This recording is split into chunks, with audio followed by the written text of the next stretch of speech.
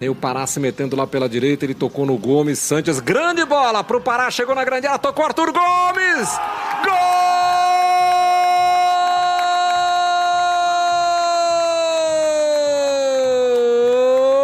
Gol do Santos! Arthur Gomes, na marca de 29 minutos, abre o placar aqui no estádio do Morumbi. Salve, nação santista, eu sou o Felipe Hipólito, estamos começando mais um episódio do podcast do Peixão. Comigo sempre, Longo e Matheus. Fala, Longo. Fala, Felipe, fala, Matheus, nação santista, é um grande prazer estar com vocês sempre aqui, num momento bastante difícil do Brasil e do mundo por conta do coronavírus. Fala, Matheus. Fala, Longo, fala, Felipe, fala, nação santista. O futebol parou praticamente em todo mundo, mas o podcast do Peixão segue firme e forte para falar das coisas do Santos. Bom, é isso aí, pessoal. Vamos começar falando desse clássico, né? O Santos perdeu mais um clássico em 2020, 2-1 para o São Paulo, no Morumbi de portões fechados por conta do Covid-19. E o Santos perdeu por 2-1, tomou 2 gols do Pablo, algo que muita gente, inclusive muitos são paulinos, consideravam inacreditável acontecer.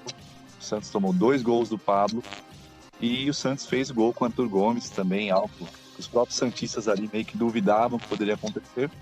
Mas o fato é que o Santos perdeu mais um clássico e, mais uma vez, teve um desempenho ruim, um desempenho bastante criticado aí por muitos santistas. Matheus, o que você achou desse clássico? O que você pode falar sobre esse jogo? Para começar a polemizar, eu não achei tão ruim o jogo do Santos. Principalmente no primeiro tempo, porque o São Paulo normalmente tem um volume de jogo muito grande, né? O time do Diniz ataca bastante. E por mais que o São Paulo teve posse de bola, até finalizou mais, o Santos não correu grande risco. O São Paulo não teve grande chance de gol. Então o Santos, sem a bola, conseguiu controlar o jogo do São Paulo. E com a bola teve uma outra situação. Eu gostei muito pelo lado direito do Santos, teve o Pará, o Santos e o Arthur Gomes, eles conseguiram fazer boas jogadas. O Arthur Gomes me surpreendeu mesmo. Ele se movimentou, apareceu, fez o gol. O Pará foi até a linha de fundo, coisa que é muito difícil de acontecer. Deu um belo passo, então o setor direito funcionou muito bem no primeiro tempo. Só que daí o Jobson, né, uma irresponsabilidade, maturidade, fez 2 faltas bobas, uma em cima do Daniel Alves, muito forte, e foi expulso. Aí o jogo mudou. São Paulo tirou um zagueiro, colocou o Pablo, e daí o São Paulo atacou. O Santos no segundo tempo daí foi muito ruim, inoperante. O Santos no segundo tempo assistiu o São Paulo jogar. O Everson mais uma vez falhou. O Everson não pode tomar toda hora esse gol de bola no alto. Muita insegurança do sistema defensivo do Santos. Tomou 2 gols desse tipo de jogada e o São Paulo ganhou o jogo. O São Paulo virou o jogo e o Santos não teve reação. O Santos estava assistindo o São Paulo jogar. Então, no segundo tempo, acho que merece muita crítica. Mas no primeiro tempo, eu achei que o Santos fez um jogo razoável. E aí, Longo? Eu concordo com o Matheus também. O primeiro tempo, dentro do que foi proposto, estava sendo bem construído, tudo mais. Mas uma infelicidade do Jobson colocou tudo a perder. A partir do momento que o Jobson é expulso, o Santos meio que se desmonta e o Gesualdo encontra muita dificuldade para poder reorganizar a equipe na segunda etapa. Na segunda etapa, o Santos chama o São Paulo para o seu campo de defesa e o Everson, para mim, não tem como ser goleiro titular do Santos e ele vai provando isso a cada jogo. O Everson sente muito o peso da camisa, né? Eu tenho essa impressão de que, além de ter algumas questões de fundamentos ali, né, pequena área, a gente percebe que ele demora para sair, às vezes sai mal. Eu acho que ele sente o peso da camisa ainda, sinceramente. Ele é bastante inseguro. Sim. E, bom, eu particularmente ainda, como falei no outro programa, tenho um pé atrás com o trabalho do Gesualdo. Eu acho que o Santos foi com uma proposta. É claro que defensivamente, no primeiro tempo, o Santos realmente conseguiu. São Paulo não teve grandes chances super perigosas. O Santos conseguiu ali neutralizar algumas peças do São Paulo. Agora, o que me preocupa é que o Santos tinha um time que conseguia fazer a marcação ali no 4-1-4-1 sem a bola, mas a transição ofensiva era muito devagar. A gente viu o Soteldo isolado em algum momento construir, os jogadores demoravam para avançar, o time demorava para se espalhar no campo. Eu, particularmente, achei o primeiro tempo, a parte defensiva, e claro, a ótima, linda jogada do gol, né? Que é uma jogada que a gente quer ver muito, né? Dos dois lados, não só do lado direito, mas também do lado esquerdo. E tava fazendo falta uma grande jogada assim pelo lado direito. Então foi bacana, a ultrapassagem do Pará, a boa visão, a excelente visão do Sanches, né? A boa visão do Pará também. E a finalização certeira do Arthur Gomes. Agora, essa demora na transição ofensiva me preocupou bastante. E eu não sei, eu tenho a impressão de que, sinceramente, para não ficar em cima do muro em relação ao técnico, eu tenho a impressão de que não dá para saber o que esperar, né? A gente tem um trabalho que a gente pode ter um encaixe, um Santos competitivo, pode, mas a gente pode ter também um ano, assim, desastroso. Então essa imprevisibilidade me preocupa bastante. Esse esquema também, fora de casa, muito defensivo, não demora a transição ofensiva. Eu não vejo problema no Santos ter uma compactação para marcar um pouco mais atrás, né? Dependendo da circunstância do jogo, dependendo do adversário. Problema nenhum. Mas essa transição ofensiva lenta e o Santos atacando pouco, né? O Santos teve 3 chutes ao longo de todo o jogo. O São Paulo teve mais de 20. É claro que a expulsão atrapalhou muito, é claro que o Jobson, realmente, essa expulsão dele atrapalhou demais o time. É claro que o Everson também, na minha opinião, falhou nos 2 gols. Isso também atrapalhou muito o time. Agora, o Santos me passa a impressão de que fora de casa, com adversários fortes ou de repente em clássicos, ele vai ser um time muito precavido. E o Luan Pérez deu uma declaração para a tribuna, dizendo que o Gesualdo treina o time ali para jogar sempre no mesmo esquema e os adversários que se adaptam. É claro que contra o Mirassol e contra a própria defesa no jogo lá do primeiro da Libertadores, o Santos marcou um pouco mais em cima, com as linhas mais avançadas. O Santos mostrou uma certa versatilidade, né? Mudou um pouquinho aquilo que vinha sendo feito. Mas se o Santos ficar sempre com esse mesmo esquema, eu acho que uma hora vai ficar muito manjado também. E me preocupa também porque, além do Santos não ter uma tradição defensiva, claramente a nossa escola é ofensiva, né?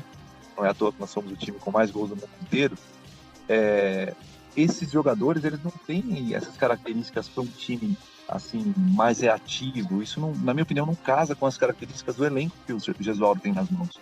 Então me preocupa bastante o Santos, principalmente fora de casa, ter essa pegada muito reativa. Achei o Santos uma pegada ali muito, muito defensiva. Eu, particularmente, para não ficar em cima do muro, por essa imprevisibilidade, eu apostaria numa troca de comando.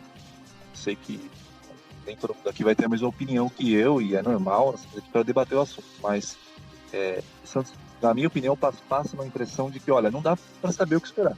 Pode ser um competitivo, mas pode ser um ano tenebroso. O Santos parece continuar uma baderna, né? Deu uma afugentada por conta dos resultados, principalmente os 2 da Libertadores, a atuação contra o Mirassol, mas o Santos parece que continua uma baderna em campo. O time vive dos lampejos de Soteldo e Sanches, e quando os 2 não estão bem, o time inteiro vai mal. Então, claramente não tem um comando muito definido ali, parece que o Gesualdo não treina o time. Vamos ver agora essa pausa que ninguém sabe por quanto tempo vai ficar, o que vai fazer. Porque essa também pode ser uma chance de o Santos corrigir um rumo da rota dele para 2020. Exatamente. Acho que o Santos não vai trocar o técnico, porque o Santos está 100% na Libertadores e o Paulista está quase classificado. Hoje, não sei se vocês viram, o Pedro Bolsas no seu Twitter, ele postou um vídeo de trechos de jogos do Santos que explica o modelo tático do time. Como o Gesualdo quer que saia jogada, as triangulações, a marcação em cima. Lógico que é um vídeo, você pode... É uma edição, não vai ter os pontos negativos do time do Santos. Mas tem ali um pouco das ideias do jogo do Gesualdo. Então, eu não acho que seja um time sem ideias, que é o jogador por conta. Eu acho que o Gesualdo tem uma ideia de jogo, mas ele não está conseguindo que essa ideia de jogo tenha frequência durante os 90 minutos. Então é um time que tem lampejos. Então eu acho que falta para o Gesualdo fazer com que o time do Santos tenha mais momentos bons. Porque por enquanto a gente está vindo de lampejo. De uma jogada boa ali, outra ali, não uma frequência muito grande. Aqueles 30 minutos contra o Mirassol, a gente até conversou sobre isso no último programa, né? Foram 30 minutos O Matheus colocou bem naquele programa também. Maravilhoso. Aquele jogo o Santos poderia ter feito 6, 7 gols ali tranquilamente. Um jogo realmente que lembrou os melhores momentos da temporada passada. Mas eu fico com o receio de que aquilo tenha sido meio que um ponto fora da curva, né? Um primeiro tempo assim maravilhoso e que isso não se repita com tanta frequência. Na verdade, o que me preocupa é isso. O Gesualdo tem ideias, ele me passa a impressão de que ele até deu uma entrevista muito boa com o Kleber Machado, falando de aproveitar bem a base, trabalhar fundamentos e tudo, né? Melhorar os jogadores. Então ele tem ideias assim, não é à toa que ele é muito respeitado, tem ideias muito boas. Mas na prática ele me passa a impressão de que, olha, ele chegou, ele tá, de repente entende o elenco do Santos como um elenco ali limitado, com muitos jovens e tal. Então vamos fechar mais a casinha ali, principalmente fora de casa. Isso me preocupa, porque o Santos quando joga assim, muito defensivo, muito reativo, como eu disse, né? Primeiro que já não me agrada, é um estilo que já não me agrada e acho que não agrada a maioria dos torcedores. E segundo que eu acho que não casa com o que o Santos tem de jogadores também. Acho que o Santos vai sofrer muito e vai perder aí jogos por conta de esquema também. Em relação ao Everson também, queria contribuir com o debate, com a minha opinião. Sinceramente, se eu sou o Santos, eu acho que o Everson, com toda certeza, né, um ótimo profissional e como qualquer outra pessoa merece todo o respeito, mas não está dando certo e não passa confiança, né? Toda jogada de bola aérea, aliás, é um outro erro que eu acho na função do Gesualdo também. Bola aérea contra o Santos é sempre uma emoção, né? Você nunca sabe o que vai acontecer, você nunca sabe, é sempre aquela, todo santista já fica assim meio com os olhos arregalados, porque a gente nunca sabe o que vem de uma bola aérea contra o Santos, né? Sim, exatamente. Sobre o Everson ainda, eu acho que é meio precipitado, né? Negociar ele, porque o ano passado eu achei que ele fez um bom campeonato. Sei que tem gente que discorda, mas o campeonato dele não foi ruim ano passado. Esse ano não passou de 10 jogos. O que eu faria, né? Eu concordo que o Everson está falhando em alguns jogos, que eu faria dar chance pro Vladimir. O Vladimir jogou bem no Avaí, eu acho que o melhor jogador do Avaí no Brasileirão. Eu daria uma chance pro Vladimir e deixaria o Everson um pouco esquecido no banco. Eu acho que diante dessa situação também, até de falta de recursos, o Santos a gente sabe que não nada em dinheiro, seria interessante testar o Vladimir, até porque no jogo que ele foi testado, o Santos praticamente ele não foi exigido, né?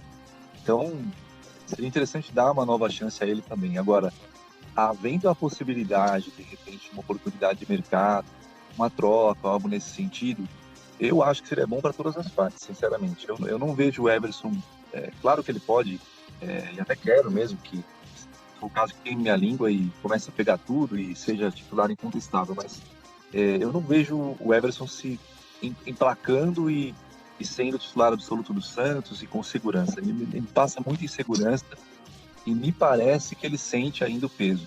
Claro que, de repente, pegar um banco, olhar ali o Vladimir crescer um pouquinho e tal, isso pode fazer com que o Everson também melhore o desempenho dele, de repente,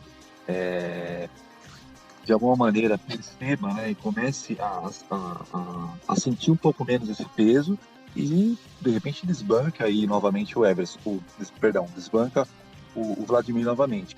Mas hoje o Everson, para mim, como titular, é sinônimo de uma insegurança ali no gol, inclusive uma insegurança para a própria zaga, né? Os próprios zagueiros ali ficam mais inseguros, sabendo que o goleiro, e querendo ou não, o Everson tem falhado com frequência, né? No ano passado ele falhou em alguns momentos ali, mas foram jogos mais esparsos, né? Esse ano não, esse ano já tem vários lances aí que dá pra gente falar, putz, o Everson, poderia ter agido de outra forma, né? Sim, eu também concordo com você, Felipe. Acho que desde o ano passado eu acho que o Everson não passa confiança alguma ao gol do Santos. Ele parece estar sempre atrasado, sempre mal posicionado nas bolas. Acho que não tem como ser titular do time. Agora, de repente, ver se o Everson, se o Vladimir pode ganhar essa chance aí. Vamos ver o que vem após essa pausa aí. Né? Mas, a gente não sabe quanto tempo vai ficar parado no futebol, né? Quanto tempo eles vão voltar a treinar. O Santos informou hoje que vai ficar 20 dias suspensos os treinamentos, né? Então, é meio nebuloso o futuro, né? Para comentar agora. Exato, mas mas que o Everson, na minha opinião, precisa, no mínimo, aí de um banco, eu acho que precisa. Seria interessante. Um outro ponto também que me chamou a atenção, não só como jogo contra o São Paulo, mas em outros jogos, é a falta ali de triangulações ofensivas, né? A gente percebe mesmo o Santos ali ainda penando nessa parte criativa. O Sanches também não esteve tão bem no jogo contra o São Paulo, isso também pesou um pouco. Mas eu vejo que os jogadores às vezes ficam tão preocupados, a preocupação defensiva é tão grande que os jogadores ali, eles acabam, alguns jogadores meio que bugam, né? Usando o linguajar aí mais moderno aí.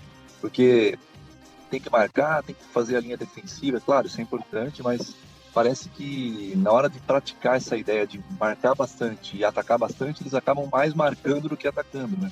O Santos fica um time meio que... eu senti o Santos super reativo contra o São Paulo e isso realmente me preocupou. Essa tônica mais defensivista, né? Aquela palavra que o Santista não gosta, que é meio que uma retranca ali, se isso acontecer ao longo do ano, eu tenho quase certeza que o Santos não vai ter uma boa temporada. O Santos em clássico fora de casa, não é com o Jesualdo, faz tempo que o Santos não consegue fazer grandes jogos, né? O Santos fora de casa não ganha 11 jogos sem vitória fora de casa em clássicos. A última foi com o Jair Ventura naquela semifinal no Pacaembu contra o Palmeiras. O Palmeiras mandou no Pacaembu, deu o Santos ganhou de 2-1 e nos pênaltis o Palmeiras avançou. Então o Santos faz um grande tempo que não consegue fazer aquela apresentação de encher os olhos do torcedor fora de casa em clássico. A gente sabe que na Vila, no Pacaembu, quando o Santos manda jogo é muito forte, mas fora de casa precisa melhorar. Não sei se o jogador se intimida com torcida, apesar que sábado não tinha torcida, se é por causa do campo. Mas eu acho que contra o São Paulo, por exemplo, e contra o Corinthians, foi claramente uma estratégia do técnico. Olha, a gente vai marcar, vamos sair na boa e vamos ver o que acontece. Porque, por exemplo, contra o próprio Corinthians, foi aquele jogo em que o Marinho foi muito bem, e salvo engano até o Marinho sofreu um pênalti que não foi marcado no último jogo do Brasileiro. O Santos fez um bom jogo, mereceu vencer, não foi um grande jogo, realmente não foi uma exibição de encher os olhos. E às vezes eu sinto que os jogadores ficam ali um pouquinho, às vezes, né, podem sentir um pouquinho a questão da torcida e tudo, mas esse jogo contra o São Paulo, por exemplo, nem torcida tinha. Então eu acho que foi uma questão de estratégia do Gesualdo mesmo. Olha, vamos marcar, sair na boa, tentar anular o São Paulo e buscar os contra-ataques, mas a transição para o ataque era devagar demais, na minha opinião. Demorava muito para você na frente. O São Paulo avançou a marcação, né? Ele ficava praticamente 7 caras em cima do Santos, e o Santos não tinha muita saída. Tanto é que quando o Santos saía do meio campo, ficava um grande espaço para o Santos atacar. Também teve um método de São Paulo que marcou em cima também. Lá vai Gemota pra bola, levantou fechado, Vitor Ferraz no primeiro toque, a bola passou, vem um toque complementar de trás, Aguilar desviou, é gol!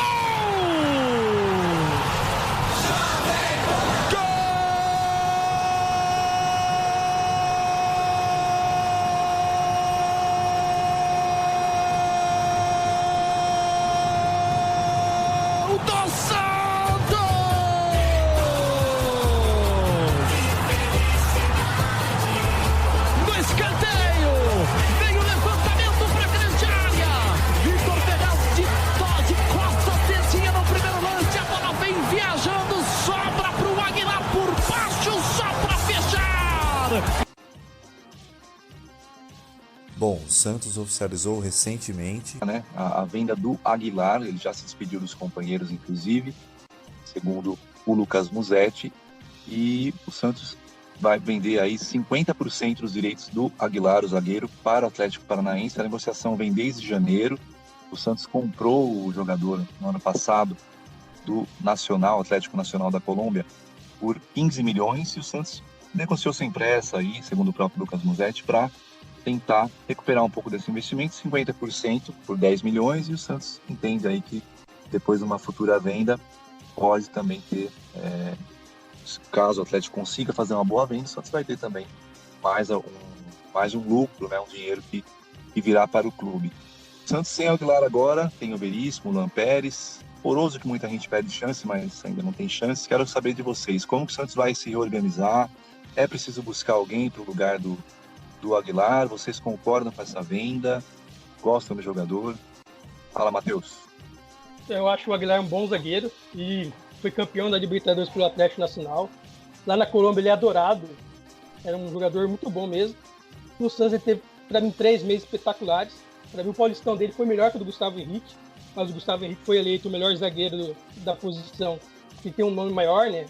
As pessoas conhecem mais o Gustavo Henrique, mas para mim o Aguilar foi o melhor zagueiro do Santos no Paulistão do ano passado. Até que no Brasileirão ele caiu bastante, teve falha contra o Atlético Paranaense, contra o Fortaleza, contra o São Paulo, né, que foi uma falha muito marcante. Até no Paulistão teve aquela falha contra o Ituano, então ele teve algumas falhas que mancharam o nome dele com a torcida, e daí a torcida meio que perdeu o respeito por ele. Daí ele perdeu espaço, porque o Lucas Veríssimo voltou e ele ficou na reserva. Financeiramente é bom, né, porque o Santos ganha 10 milhões de reais, e vai acontecer uma coisa agora que a gente não sabe quanto tempo vai ficar parado o futebol por causa do coronavírus. E sem futebol, sem bilheteria, sem premiação de competições. Então como que o Santos vai se manter? Então esses 10 milhões de reais vão ajudar o Santos financeiramente. Então, da parte financeira, não tem o que discutir, porque foi um ótimo negócio para o Santos. Já na parte técnica, eu tenho umas dúvidas, porque o Lucas Veríssimo pode ser vendido a qualquer momento para a Europa, né, que é o nosso zagueiro muito valorizado. O Luan Pérez está emprestado de um time belga, mas para o Santos comprar seriam 5 milhões de euros, é um dinheiro que o Santos não tem. Então o Santos pode virar o ano de 2021 só com o Luiz Felipe. É uma preocupação que eu tenho. Eu já acho que a venda é boa nível técnico, nível financeiro, porque a gente não pode colocar Aguilar e nível técnico na mesma frase também, né? O Aguilar eu acho um zagueiro bem fraco, falhou muito, é muito irregular, inconstante. Começou bem, daí aquele jogo contra o Ituano foi um desastre, oscila demais. Não gosto do Aguilar, acho ele um pouco afobado, assim, parece que ele tá um pouco com medo, também tem hora. Acho que, como o Matheus falou, vai aliviar bem as finanças do clube. É preocupante, realmente, essa questão de não ter, por enquanto, um nome à reposição no momento, né? E o Santos possivelmente impedido de contratar até aqui. O Veríssimo com uma iminente saída, mas eu não seguraria o Aguilar, não. Acho que o Santos pode pescar algum talento aí, algum zagueiro melhor na própria base, ou então até mesmo na Série B, nos estaduais aí, Campeonato Paulista sempre rende bons frutos. Eu acho que o Santos ele tem chance de ir no mercado e conseguir coisa boa. O próprio Alex na base, né? O Poroso, né, que é equatoriano, muita gente é vencedor pela seleção nacional do país dele, né? E muita gente pede aí a chance pro Poroso, mas até agora não teve tantas oportunidades. Na verdade, praticamente não teve, né? No time titular não teve oportunidade ainda, melhor dizendo. E eu acho que o Aguilar ele realmente fez um começo de ano, no ano passado, muito regular. Era, assim, muito elogiado. Claro que teve aquele jogo contra o Ituano, que foi um desastre. Mas a coisa começou a pegar para ele no Brasileiro, né? Aquele jogo contra o São Paulo, ele acabou caindo ali no lance meio que sozinho, né? Contra o Fortaleza também falhou e começou a passar uma insegurança muito grande. Eu sinto também que o Aguilar ele sentiu um pouquinho peso ali e o Aguilar tem uma saída de bola muito boa, mas o que me parece é que psicologicamente mesmo, em alguns momentos do jogo ali, principalmente depois de uma falha, ele desmoronava, né? O psicológico dele ia muito lá para baixo. E aí é muito difícil, num jogo de alta performance ali, você tem que estar com a mente muito, muito ligada, tem que estar muito bem, muito confiante também, né? Para você poder ter uma boa performance. E ele tinha muito disso, na minha opinião. Eu percebia muito isso, né? Abatido, até o São Paulo ele falou alguma coisa nesse sentido, pouco antes de tirá-lo do time titular. Ele tinha aquela questão do abatimento, né, o emocional. Então, eu acho que isso pegou muito para ele. E o Santos, diante desse risco, né, de ter um jogador aí irregular, um jogador que poderia ter essas falhas e não conseguir se recuperar, na própria partida mesmo, ele ficava muito mal ali e não conseguia se reerguer, né? Eu acho que o Santos, diante disso, ele fez uma boa venda, um valor de 10 milhões aí, né, como comprou por 15 milhões, 10 milhões recuperou parte do investimento, creio eu que é possível até recuperar o restante numa eventual nova venda aí, caso o Aguilar em um time como o Atlético Paranaense, eu creio que ele vai ter uma pressão bem menor, vai poder aos poucos ganhar o seu espaço e possivelmente ser vendido aí para um time da Europa, por exemplo. E confesso que tinha uma expectativa muito grande sobre o Aguilar no começo, pelos números dele na Colômbia e pelo ótimo paulista que ele fez. Para mim, inclusive, ele deveria, sim, como o Matheus bem disse, ter figurado aí na seleção do Campeonato Paulista 2019. Mas depois das próprias falhas, essa questão dele mais emocional aí e tudo, isso acabou me passando também uma insegurança muito grande, e eu acho que ele seria uma grande incógnita. Ele poderia sim fazer um grande ano, mas poderia fazer novamente um ano de altos e baixos e tudo aquilo, e o Santos perderia a chance de ter esse dinheiro, e vem em um momento aí que vai ser bom para os cofres do Santos, e o Santos sempre conta muito com vendas, né? Também, né? Independentemente dessa parada ou não, o Santos sempre conta muito com as vendas para equilibrar o seu caixa. Então, na minha opinião, foi uma boa venda. O Santos vai ter um valor aí. Creio eu que é possível, sim, o Santos conseguir na própria base, dando essas chances aí para os garotos. Acho que o Santos consegue fazer a reposição no primeiro momento, mas se não for possível, pode sim, no meio do ano, por exemplo, buscar um outro zagueiro, uma oportunidade aí de negócio, de mercado, algum jogador aqui dentro do Brasil mesmo, ou alguém que voltando da Europa, né, com um bom nível, para vestir a camisa do Santos. Gosto do Luan Pérez, mas existe essa questão da compra, que eu não sei se o Santos vai conseguir viabilizar isso financeiramente, e também tem a questão do... Confesso que o Luan Pérez ele ainda oscila um pouco, ele ainda não tem aquela estabilidade que eu gostaria de ver, que eu acho que ele pode apresentar. O Veríssimo não, o Veríssimo para mim é dono da posição e dono da zaga, né? Ele é a nossa referência técnica no sistema defensivo, né? Mas o Luan Pérez ainda me passa uma certa insegurança, ele oscila um pouquinho ali, mas acho que pode se firmar também, só não sei se, como o Matheus bem colocou, o Santos vai ter os recursos para viabilizar o fico dele, né? No final do ano. O Luan Pérez é um jogador, acho que tem uma certa técnica, né? Ele é alto, ele faz o lado esquerdo, então é um jogador útil, né? Mas como você disse, é difícil o Santos conseguir comprar. Bom, é isso, pessoal. Sobre o coronavírus, o novo coronavírus, não é novidade para ninguém, você ouvinte sabe a importância que é você tomar todos os cuidados, né? Todo mundo aí dando exemplo, futebol dando exemplo, parando as atividades, os governos locais, aí, municipais, estaduais também, dando sempre orientações, né? Vamos evitar mesmo aglomerações, vamos evitar aí esses encontros aí podem ser adiados, vamos adiar, né? Vamos evitar mesmo muitas aglomerações, sempre manter, caso seja necessário, reuniões, manter a distância de um para o outro, higiene pessoal, lavar sempre as mãos com água e sabão, ou com álcool aí 70%. São orientações básicas que a gente gosta de realçar. O Santos, inclusive, fez um vídeo muito, muito bacana, né? Com aquela música que fala de lavar as mãos, né? Do antigo Castelo Rá-Tim-Bum, bem interessante o vídeo, usando ali o Soteldo, o Sanches, com orientações também, para que todos nós possamos cuidar dos nossos, cuidar de nós mesmos e também dos nossos familiares, pessoas que nós amamos, amigos, enfim. E quero pedir aí para o Matheus reforçar as nossas redes sociais do podcast do Peixão, para que você, ouvinte, possa também dar sugestões, fazer críticas, compartilhar, curtir, etc. Fala lá, Matheus. Fala Nação Santista, o nosso Instagram, Twitter, o podcast do Peixão. Acesse lá que tem nosso conteúdo, informações sobre o programa, com tudo sobre o Santos. Esse coronavírus aí parou o futebol praticamente, mas vamos continuar com conteúdo, com cada vez mais programas para falar do Santos. Tem coisa boa por aí. Fala, Longo. Último alô.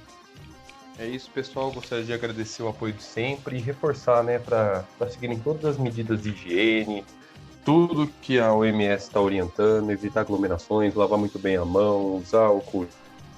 Na medida do possível, quem puder, fique em casa, vamos evitar sair, vamos evitar contato para a gente vencer rapidamente essa batalha.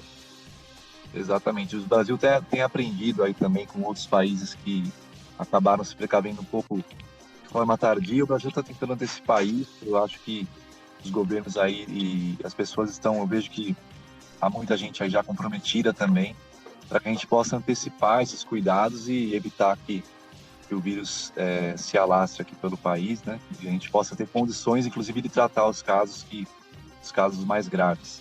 É isso, gente. Também quero agradecer todos os nossos ouvintes, pedir sempre a contribuição de vocês. Fiquem todos com Deus, um abraço, até a próxima.